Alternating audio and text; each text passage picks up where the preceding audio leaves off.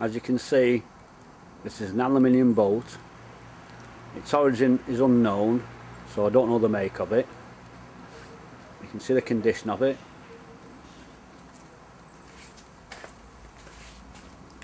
What I'm actually going to do is strip it completely down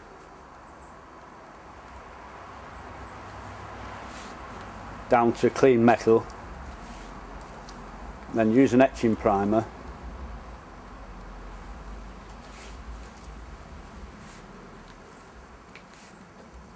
and then perhaps repaint it. This piece on top actually came with it, so we're going to cut that down. You see the condition of it inside. That rear seat I'm going to take out,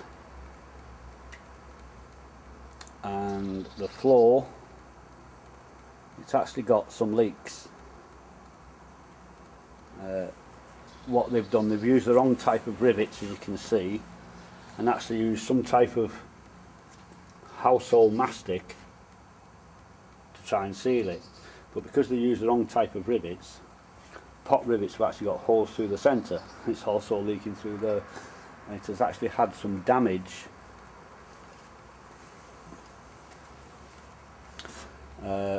down this bit here. Actually see just here, and that's the ribs on the floor. I'm going to put a floor in to sit on top of the ribs, and then use the expanding foam to give it some buoyancy. And I'm going to completely strip it out, and then I'll show you the progression as I go on. As I say, this actually came with it, this checker plate, and I want to strip that off, cut it down, make it smaller,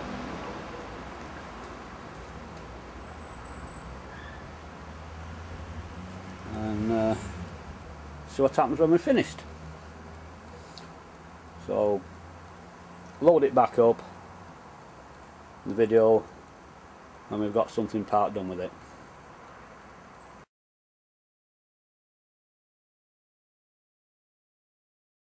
Upside down, and as you can see, there's quite a few holes where the rivets have either come loose or worn loose.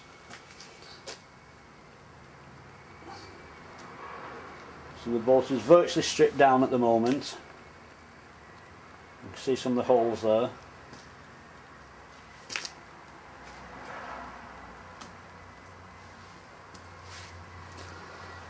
And in this part it's actually had some damage, because I can actually get, I hope you can see that, actually get that underneath.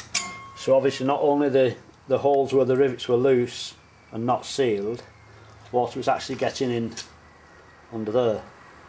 Because basically all I did was turn the boat, have it the right way up, fill it with water, and find out where the leaks are or the damage.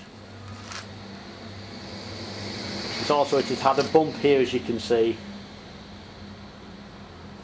so some of the rivets have been damaged there, and these are actually where the ribs are on the inside, which I'm going to fit the floor to. So it's almost stripped down at the moment. Bit of a gouge there that's going to have to be fixed.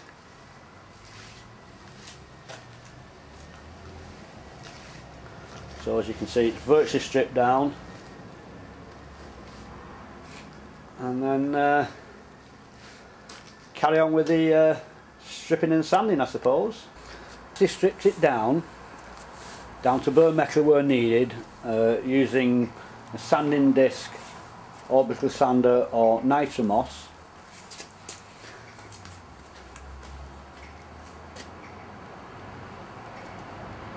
You can see I've actually bolted right through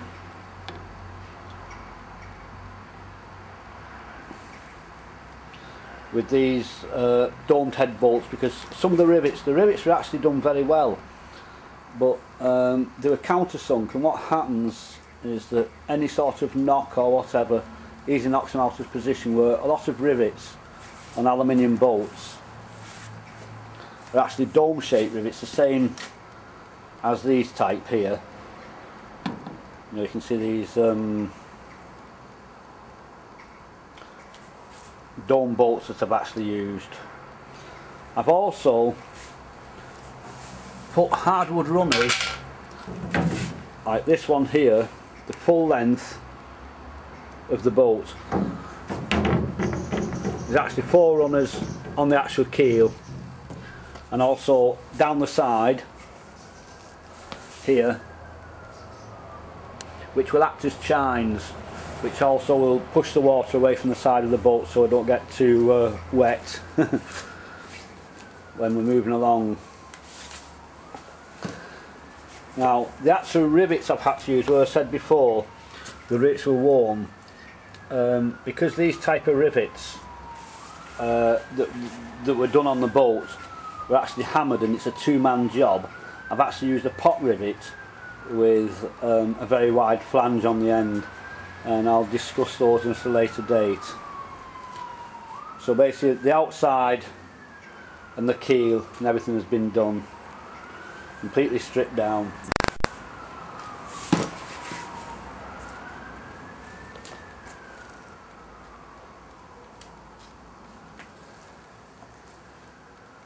And I'll discuss how I do it, or how I did it, in a minute or two. Actually used was a large flange rivet. You can actually get a rivet that's sealed on the ends, but I couldn't get hold of those, you know, in the time I wanted to get. So what I actually did was sealed round the base with a polymer sealant. And the beauty about polymers is it's flexible, it's waterproof, and you can also paint over it. I wasn't going to use silicone, because basically silicone you can't paint over it, and I think it tends to use a mess. I mean, I've sealed all these edges down here all the way along and then painted over it so it's completely sealed. I've also used bolts, which are the square edge bolts on the, which actually lock into the wood. And when I actually put the rivets, because I'm doing it on my own, there's nobody to help me, when I actually put the rivet through the hole, which all the rivets are under these runners, I actually put a small bead of polymer seal around the edge, put it through, and then put a little aluminium washer on and a little bead round the edge there, and when it clamped to, it's completely sealed it. And then I did all the ones that were damaged, and then I put these wooden runners on, which I showed you before, the full length right along. There's actually going to be 1, 2, 3, 4, 8 altogether, and that will actually stiffen it up because there's going to be no seats in at all. And I don't know if you can actually see, but as I say, the actual rivets are sealed completely on the outside and the inside, so it's just not going to leak, and this will actually give it strength as well. Also for landing, you're not going to be scraping on the rivets at all. And what I'm going to do now is then turn the boat the right way up, and then we'll start on the inside.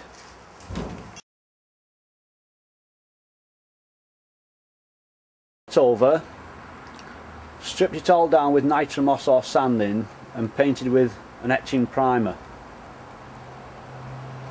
As you can see, I actually cut the seat out, which is here, and it had a flotation chamber.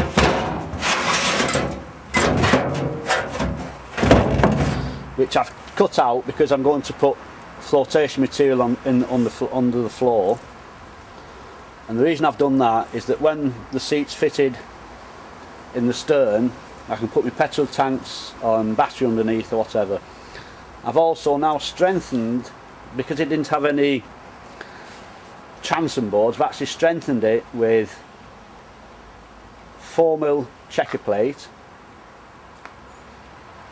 and also I've used this, I don't know if you can see it properly,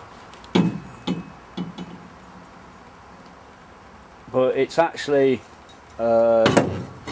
boxed aluminium, what they use for side panels on pickups, and you can actually see the profile of it, and what it does, it locks together. See you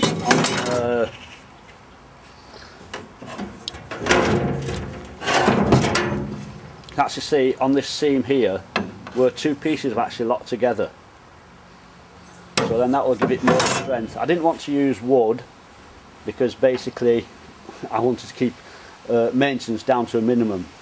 So there's just a few more bits to tidy up on the transom. Fits the transom drain plug, as you can see on the bottom there,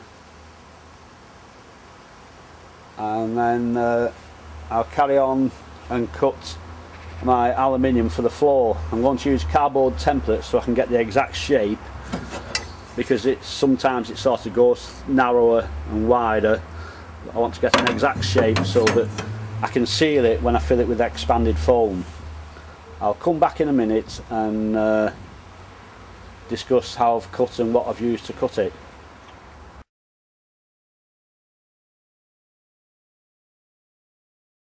Okay, so what I actually used to strip the inside of the old paintwork that had not been etch primed or whatever, I actually used nitromoss, and when you're using this stuff it's deadly, right? It is a caustic thing.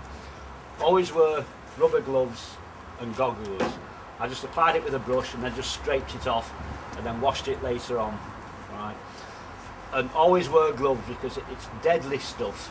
I mean, I actually got a splash down inside my glove and it's actually burnt my hand, so be very, very careful. What I actually used to cut the aluminium, as I say, I use this section, which is, as you can see, it's a box section with strengthening ribs running down the full length. I hope you can see that. When you're cutting aluminium, you can either use a jigsaw, or what I used was a cutting wheel on an angle grinder.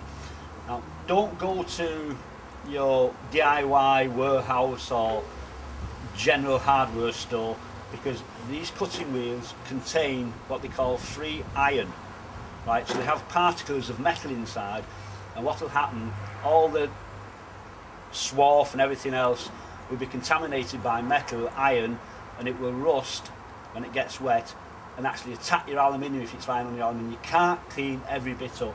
So what you need to do is go to a specialist fixing and fitting hardware store and ask for a cutting wheel that will cut stainless steel. So this doesn't contain free iron, it will not contaminate your aluminium and start it to degrade. So there's no metal in that at all. I think it's aluminium oxide, I'm not sure. And there again, safety, always use goggles and a pair of gloves. And as I said, I actually use this to strengthen the transom. You can see I just cut it to shape or whatever. I can also cut this off, which is the actual rear seat. I'm going to fit that so that with that on, cut off, sorry, on the actual stern, so I can get me petrol tanks and everything underneath. So what I'm going to do now, I have just a few bits to finish off on the transom, and then I'll get on to, I've got a massive big 3mm checker plate aluminium that I'm going to cut to shape and fit between the ribs inside the boat. So when that's in and it's all sealed, and I'm going to fill this with expanded foam. So I'll crack on a bit with that and get that. You can actually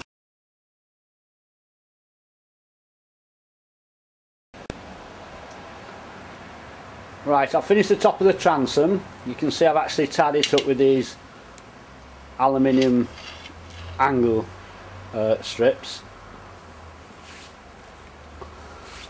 What I actually used to strengthen the transom was these, which I mentioned before, which are a box section of aluminium. Hope you can actually see the profile of that. I actually cast this off my friend. He's a fabricator, and he wasn't too happy when I walked out of his workshop with it. Right, I've actually cut the templates now for the floor. So I've used cardboard templates, and now I'm going to cut it out this massive sheet of 3mm checker plate aluminium. You won't believe how much they cost. Absolute fortune. I nearly fell off my living chair when he told me how much it was. So I'll crack on with that and then get back to you later on.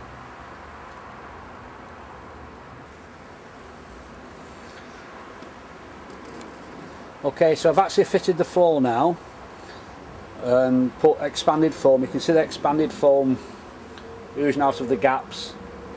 I've also fitted electric plastic tubing running from the front to the rear. That's so that if I need to put any electric wiring, if they're going to have to put the battery in the bow or something like that for the electric outboard motor. And it's turned out quite good, and the boat's coming along. Just got to repaint some odd bits on the inside, and then I'll get back to you as soon as possible.